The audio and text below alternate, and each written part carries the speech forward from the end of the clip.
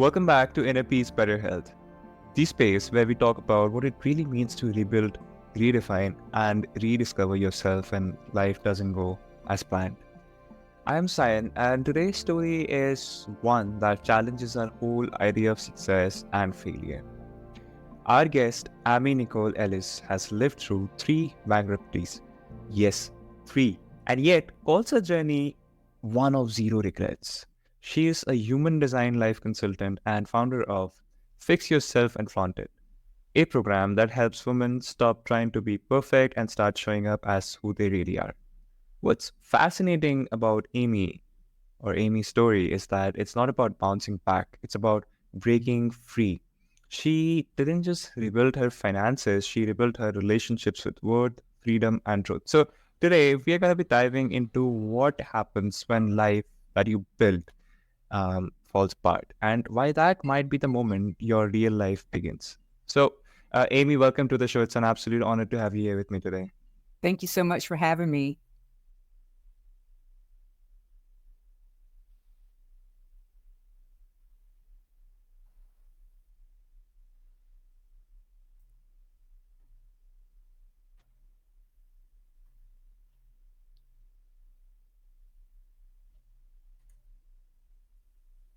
Amy, it's an honor to have you today with us. Thank you again for having me. I appreciate it.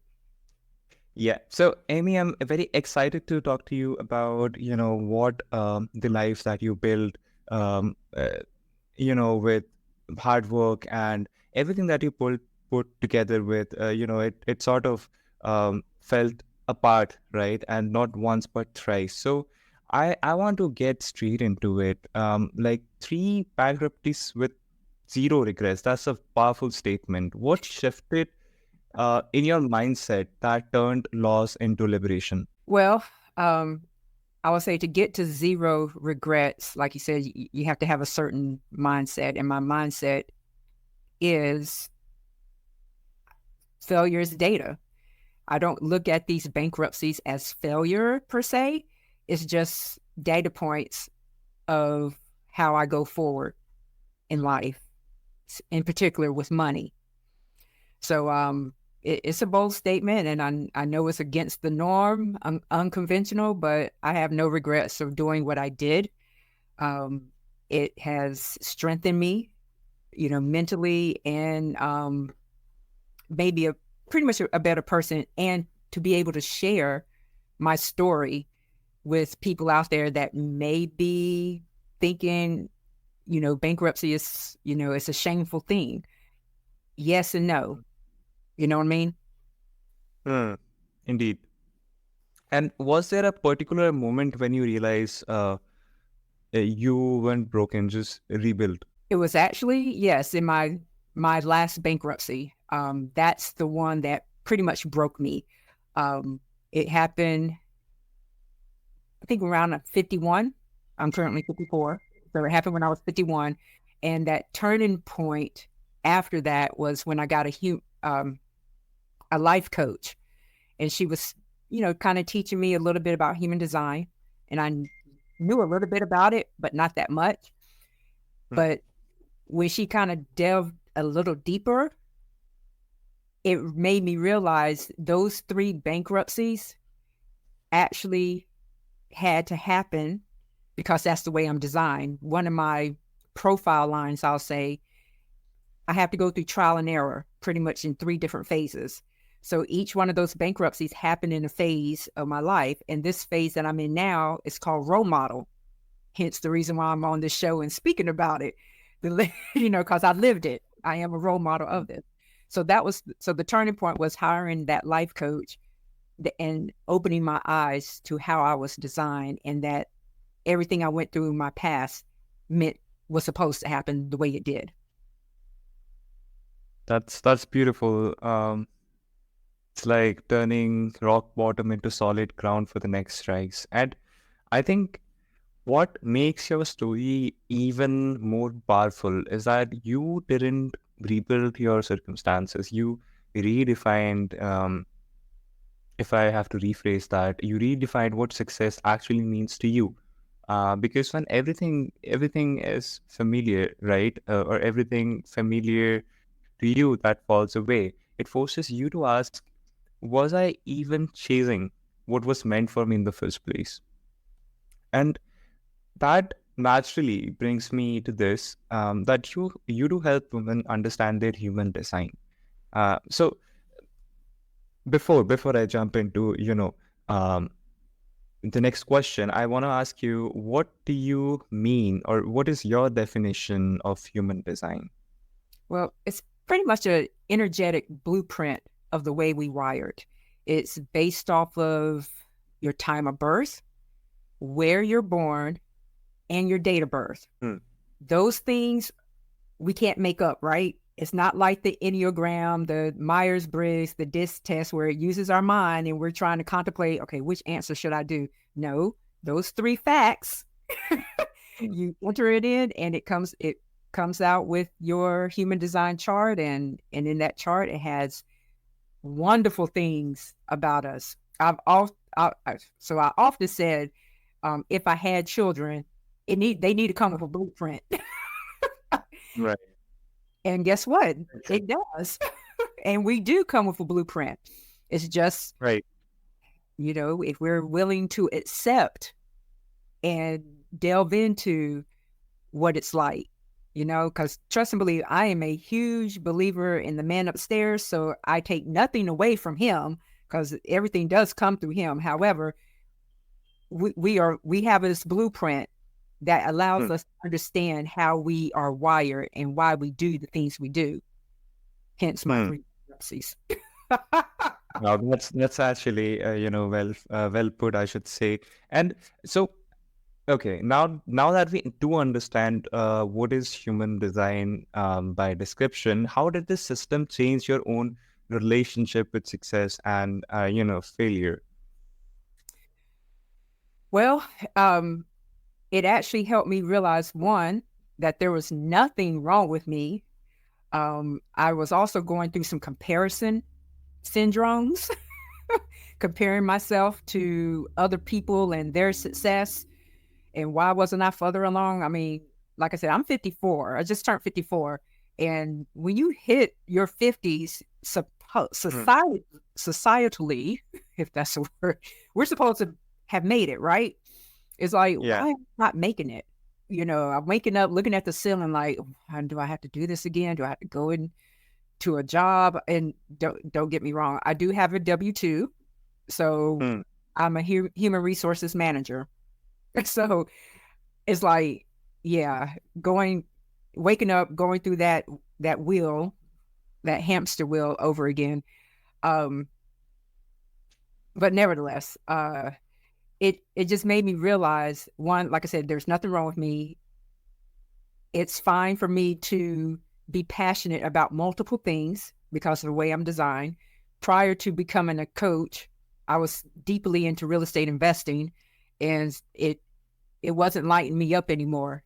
Learning about human design and getting certified in it lights me up because it's like, wow, Hmm. there's something Right. out there that can help a person that's like me. Hmm. So, Yeah, yeah, no, you did.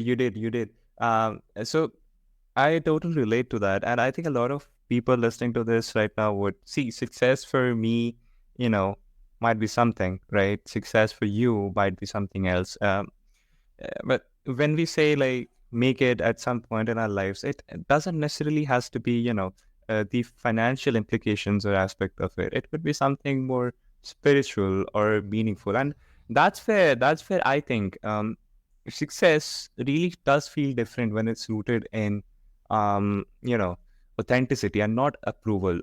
So there is a phase in everybody's life, right, when they're seeking out validation, approval from everybody else. And I think that's exactly where so many people struggle, especially when life takes an unexpected turn.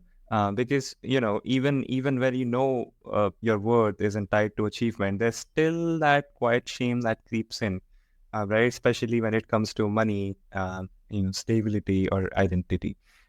So here is what I want to talk about see. So your story, Amy, bankruptcy, right? It it can carry, I think, a deep shame. How did you navigate that emotionally and spiritually while keeping your confidence intact?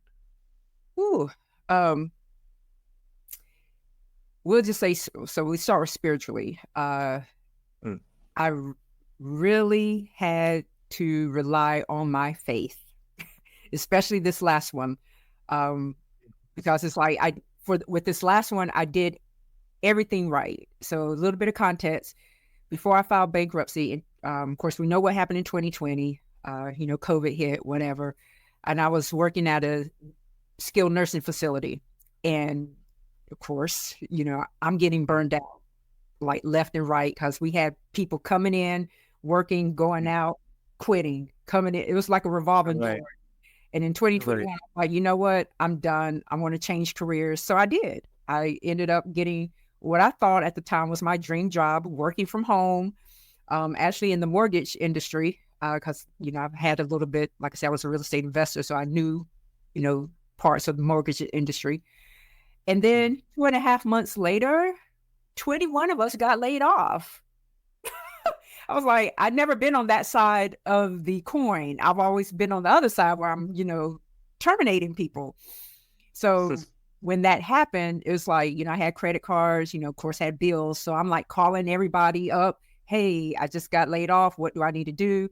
Doing what you're supposed to do, being responsible, right? Right. And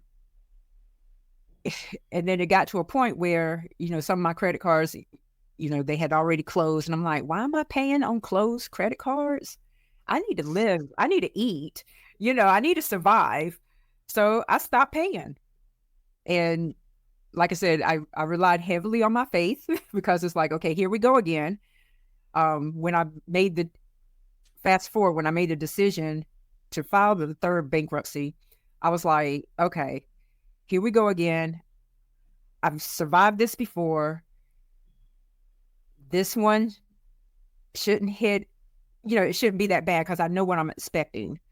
And so when I Mm. sat in this virtual bankruptcy court, of course, I'm like, why am I here again? Blah, blah, blah. But it was like, okay, Amy, he got you through this not once, but twice. And he's going to get you through this again. And it depended upon, what my goals were. Was I going to buy another house? And if I did buy a house, I know enough information that I don't have to go conventionally, if that makes sense. I don't have to get a mortgage. I can do rent to own if I need to. There's different aspects Mm. of the bankruptcy that made me realize I'm good. I'm good. And then, Mm. Lord willing, if I live 10 years, it'll be off my it'll be off my credit. So Yeah, I mean, honestly, I think that's something a lot of us forget, especially in a world that still equates success with status, so to say. It's easy to confuse survival with self-worth, right? Um, to think that the more we achieve, the more we deserve love or peace, but that that doesn't really equates both sides, I think. But the real freedom comes when you stop, performing strength and start embracing your self-worth exactly as you are. Um, and I'll tell you something funny. So just before this show, right? So I was involved. I had a payment fraud, right? I lost a couple of thousands of grants. And I felt terrible. All right, and to imagine the same thing that you have lived thrice on a much bigger scale than I did, that's insane. So for everyone who's listening to this right now, how does someone, including myself, I should say, start to begin to, make that shift from constant, you know, shame or self-criticism to genuine self-celebration, even when you feel like you don't need to, right? Especially when it feels so unnatural at first. first thing, it's experience the pain, live in it for 24 hours, not a week, not a year. feel the pain, feel the emotions, live through it, scream, do whatever, but you need to feel it. Right. And then once you feel it, then pull up your big girl panties, pull up your big boy drawers, and you know what you did. Okay, so how can we move past it and pivot? Because that's what it was. So with me, of course, I had 2 times to to experience. And with this last one, like I said, it took me, it broke me.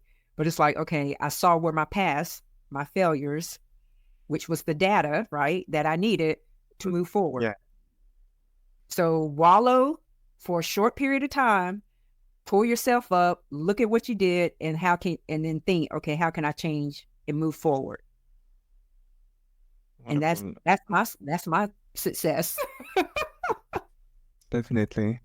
That's powerful piece of advice, Amy. The kind of, and I think this truth will stick with us forever. The kind of truth that stays with you as long as, after the conversation ends. So thank you for sharing your story, Amy, with such honesty and grace, honestly. And what I love most is how you have shown that starting over isn't a setback. It's a sort of a spiritual reset, that even when life strips everything away, what's left is a strength to live with more alignment, even like you said, even if it's for like, the initial 24 hours. But that moment, right, we begin to embrace ourselves with zero regrets. And I think that's the most, you know, incredible point in everybody's life. And your journey is such a reminder that resilience isn't built in comfort, it's built in the rebuild. So before we just wrap this up, Amy, what's the best way to reach out to you, to everyone who's listening to this right now? So you can find me on Instagram, simple, Amynicole Ellis. Hit me up if you like what you heard. DM me. Can I share? I do have a little surprise for your guests if I Yeah, can. please. Please. So if you go to amynicoleellis.com/report, you'll get your free human design actual report, not just a chart, it's a report, along with a mini masterclass on what that report tells. Like I mentioned before, it's the blueprint, the energetic blueprint to how we're wired. And also in that blueprint, we have money patterns that's there. So make sure you download your report. When you do, hit me up on Instagram. I like to go a little further with you, especially to talk about the debt decoder money edition. Yes. Perfect. Yes. So there you have it. But Instagram is the best way. Perfect. So dear listeners, you heard Amy right. Do check out Fix Yourself and Flaunt It, and also do explore human design if you're ready to stop fixing and start being. I'll also be including all the details in the show notes for you, so you can check them out anytime at your own convenience. And with that, we have hit today's mark on the episode with Amy. Amy, thank you so much for reminding us that sometimes the collapse is truly the catalyst in your case. And that what feels like an ending can actually be a doorway to something more honest and whole. So to everyone who's listening to this right now, if you're in the middle of a breakdown, maybe it's not a punishment, maybe it's like life asking you to rebuild differently this time, just like Amy figured out the third one, with more alignment, less apology, and zero regrets. Because peace isn't about getting everything right, it's about accepting everything real. This is Inner Peace, Better Health, and this is Sayan, your host. Until next time, stay true. Thanks.